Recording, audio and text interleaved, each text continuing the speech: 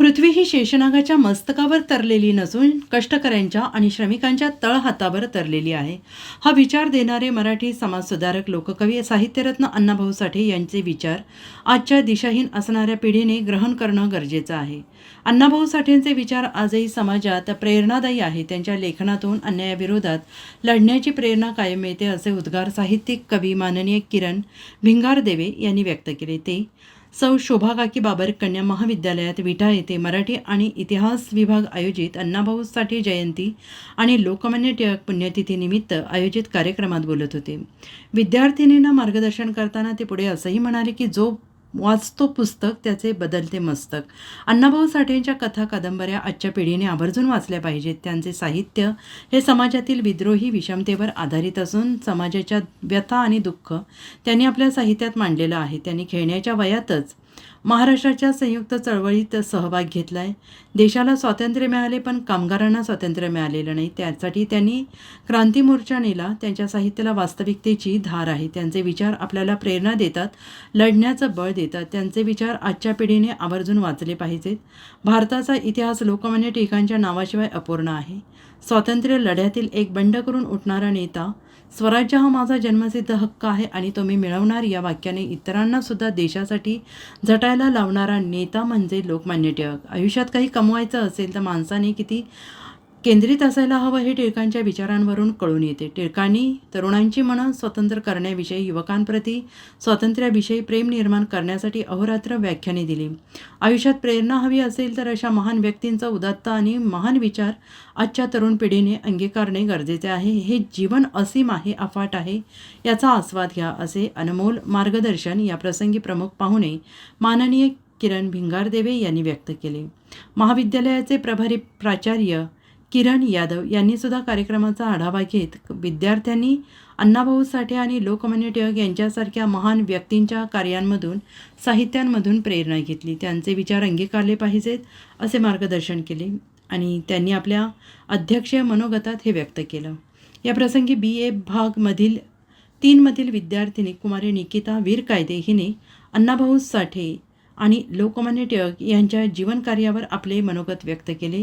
या कार्यक्रमाचे आयोजन मराठी विभाग प्रमुख डॉक्टर शकुंतला पिसाळ आणि इतिहास विभाग प्रमुख सहाय्यक प्राध्यापक सौ वर्षा चेंडके यांनी केलं. या कार्यक्रमाचे प्रास्ताविक सहाय्यक प्राध्यापक वर्षा चेंडके यांनी केले, तर आभार सहाय्यक प्राध्यापक कुमारी प्रमिला जाधव यांनी व्यक्त केले. BA भाग 3 विद्यार्थिनी कुमारी प्रीती मोरे हिने कार्यक्रमाचे सूत्रसंचालन केले. या कार्यक्रमासाठी BA आणि BCOMच्या विद्यार्थिनी तसेच प्राध्यापक, शिक्षकेतर कर्मचारी मोठ्या संख्येनं उपस्थित होते. आणि त्यांच्या मातोश्री त्यावेळेस या ठिकाणी हयात होत्या. वालुबाई त्यांचं नाव. आणि वालुबाईंच्या समोर ज्यावेळेस हा प्रश्न मांडला की अण्णाभाऊ साठेंचा जन्म काय आहे, केव्हाचा आहे, कधी झाला, त्यावेळेस त्या काळात या ठिकाणी अज्ञानामध्ये असलेल्या कुटुंबामध्ये ह्या सगळ्या गोष्टींचा या ठिकाणी परिपाक नव्हता. आणि त्या विचारायला ते काय आठवणार किती तारखेला अण्णाभाऊ साठेंचा जन्म आहे म्हणून. आणि मग अगदी स्मरणशक्तीला ताण देऊन ज्यावेळेस वालू अक्का या ठिकाणी म्हणाल्या, माझा तुकाराम तवा जन्मला तवा पुण्याला एक मोठा पगडीवाला पुढारी मेला होता. आणि तो मोठा पगडीवाला पुढारी म्हणजे कोण, तर लोकनेते बाळ गंगाधर टिळक. विद्यार्थी आणि विद्यार्थिनी, तुम्ही अभ्यास करताय. अभ्यास करत असताना प्रत्येक शिक्षक तुम्हाला या ठिकाणी सांगत असतील, रीड ऑलवेज बिटवीन 2 लाईन्स.